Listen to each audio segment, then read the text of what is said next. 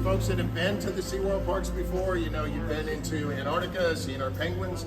That's a special lighting system that we have. We have to do that level and higher of animal lighting, advanced animal lighting system for every single animal in the park because everybody's indoors. So our lighting system is able to identify it's full spectrum lighting. So we have UVA, UVB. You can actually stand around in the summer and get a suntan when you're inside the habitat, so the trainers could do that. But this is highlighting the Pacific Northwest, and it allows us to really recreate where the sea lions and seals would live, including changing the seasons with lighting, having the different intensities.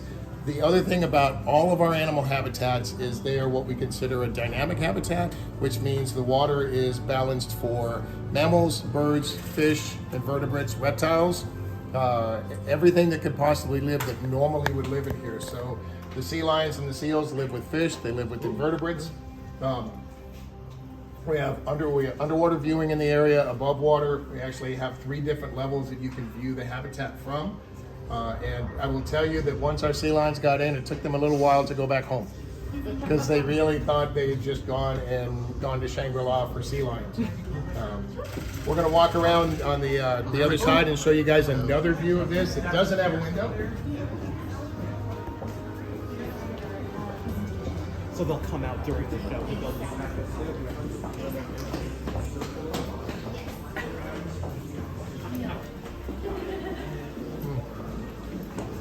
We also try to include a number of interactives for the children, so they're talking about where animals and sea lions can go to understand how sea lions move. So giving the kids an opportunity to really learn at their pace. We have a Feed the Sea Lions program, just like you see in the traditional SeaWorld parks in the U.S. They interact with the animals themselves. There's also food for humans. Pretzel Point is up here, which is very, very tasty. But this will give you an even better idea of the habitat itself. So Rob, do you want to talk about the wave machine and everything beyond? Oh wow. So the animals decide to select where they want to go. One of the things that they have found is they really like shade at sometimes. So this is fun for they'll get up there and then they play King of the Rock, deciding who wants to do that. One of the very important things for animals in habitats is to give them variability in their life.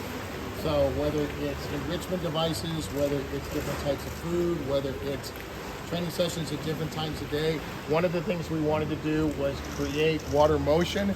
So the red buoy is actually an electronically generated wave ball, and we calibrate that throughout the day. Some days it can be nice and wavy like this. It actually can go twice that fast and make some really serious waves in here. Other days it can be flat calm, so you're going to simulate, is there a storm? Is there just a little bit of water motion? Is there a lot of water motion? But it makes their habitat just variable, which is the way you keep animals stimulated and the healthiest possible. Most of them are deciding to play King of the Rock at this point, but there's still some that are in there. We also have harbor seals that live in here. You guys are really going to outdo me, aren't you?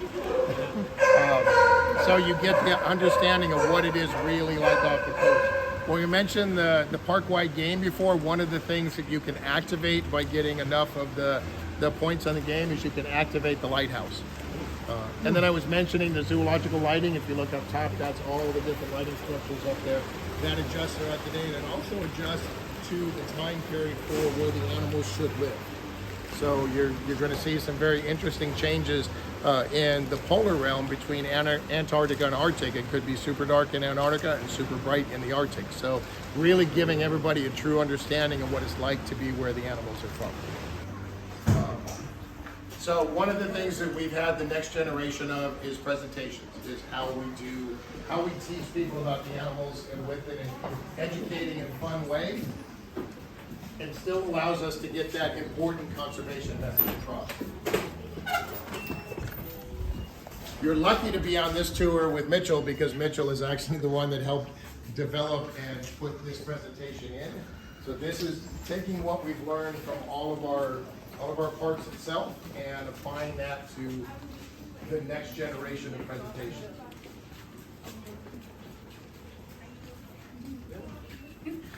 All right. All right, we are going to walk around. So the really fun thing about this, how many people have been to the Pacific Northwest? How many people have been to the sea lion caves in Oregon? 2 people. I know Mitchell's one of them. So there's a natural set of massive caves that are in Oregon that you will see hundreds of sea lions crawl into and rest during the evening. I went there as a little kid, and that memory struck with me, and we wanted to come up with a new venue for a sea lion presentation. So we decided to recreate the sea lion cave from Oregon and put the sea lion presentation in a cave. It's a very, very unique show, very fun show. It is talking about making sure that you are fishing properly, that you shouldn't be doing illegal fishing. You have a ranger in it, you have the sea lions that help out, you have a number of other animals that will come in throughout the time, really engaging the guests, but there's a consistent conservation message through the presentation. We want people to have as much fun as possible, we want them to laugh, we want them to enjoy themselves, but at the end we want to make sure they understand just how important these environments are and why we have to take care of them, why we can't damage them, because what we do affects the natural animals in the region. But this is fun. It's really resonated very well. It's one of those shows that's very dynamic, very challenging for the trainers to work on. But what we've seen with the sea lions is they're catching on very, very quick.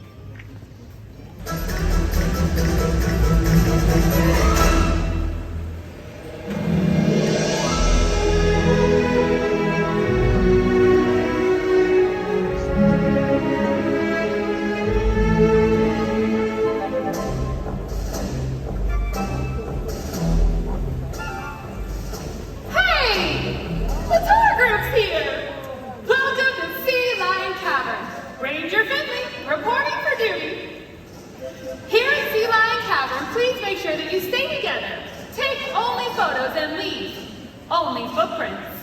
This is our hydropower station. Hold on, I'll take care of this. There we are. Sorry about that, everyone. I had no idea this hydropower system was so touchy. I'll be more careful from now on. But this is our very own window to the sea. It's the best way to view sea life, and our animals love it. If you look, you might see some of our friends swimming about. Speaking of which, I should introduce you to Captain Maud. She has been out on patrol all morning long. And there she is. So tell me, how's the water? Okay, look at her go. California sea lions can swim 21 kilometers an hour. Outstanding. Let's head back out on patrol. Wait a minute. Something... okay, you're right. Something is definitely missing. Jenkins! Shelley! Morning, Ranger Finley! You're late! Again! Oh, sorry, Captain. Well, that's all right. Why don't we go ahead and line up for our morning exercises? Again? Every morning! It's important for a ranger to be physically fit at all times. So, 1, 2, 3, 4, 5, and 6. Okay. Jenkins?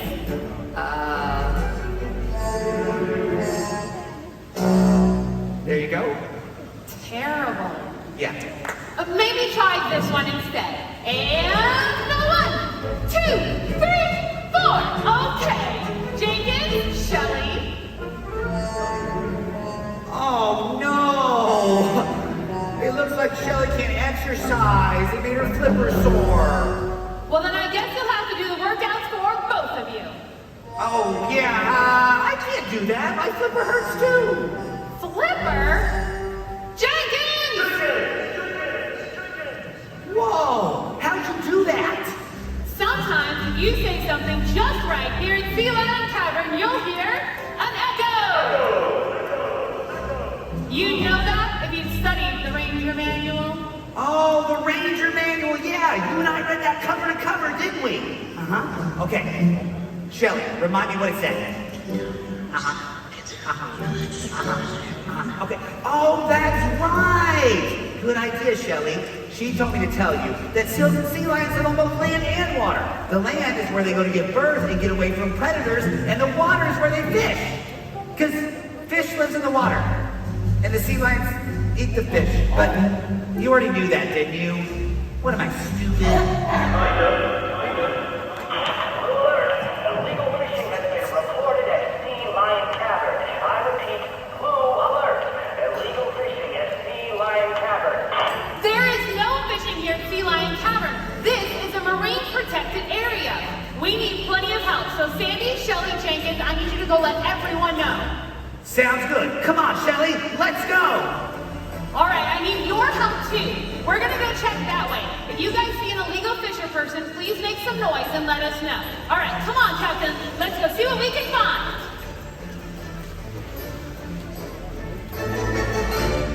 When you look up, if you look up to this, it sees just how much room is in that amphitheater itself. And some nice control booths.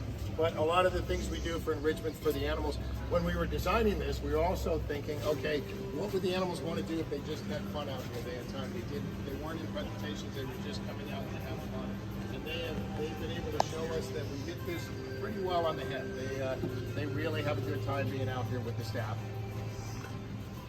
Also, a full media screen that will go along with the presentation itself that will give different scenes behind during the day and the evening. And then the screen behind the no fishing sign is actually a kabuki drop, and that is a piece of acrylic that looks into the sea lion habitat that you were just at. So when you're doing the presentation, you're actually seeing the sea lions behind in the habitat coming over to watch the show and be part of the presentations for the guests. Is there variability in the show? Can you change aspects of the show? There's always variability in the show. And the variability actually more comes from the sea lions than it does come from us. Because they are going to say, you know, we're going to do this today, or we're going to do that. Again, going back to giving choice and control of our animals, it's their choice what they want to do. We don't force them to do anything, we ask. And so they challenge our staff on a consistent basis. Did the mime make it across? The mime did not make it across. We have some different characters that you will get a chance to see that are very entertaining, that kind of pay homage to that, but they do talk.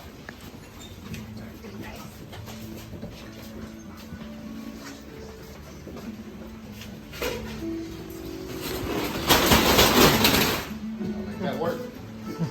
And I have to ask tour guide Mitchell where we're going next. All right, that's exciting one.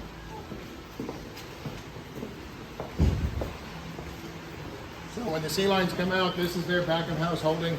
They don't go back there very often. We can shift them back to do cleaning of the habitat, and they shift voluntarily. If they choose not to, they choose not to. So we have places that are very reinforcing for them, but they stay out here as much as they want to. I love the smell of sea lions.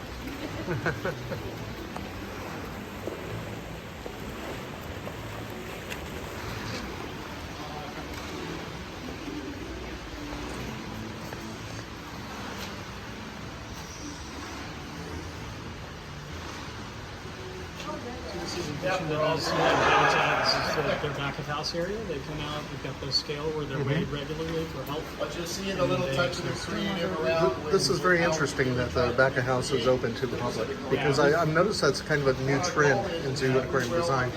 So there is further back of house where they can be completely away from the public, but throughout the park we've tried All to right, now we're going to open head up to the end of the this windows ocean. and just say, hey, this is what we're doing.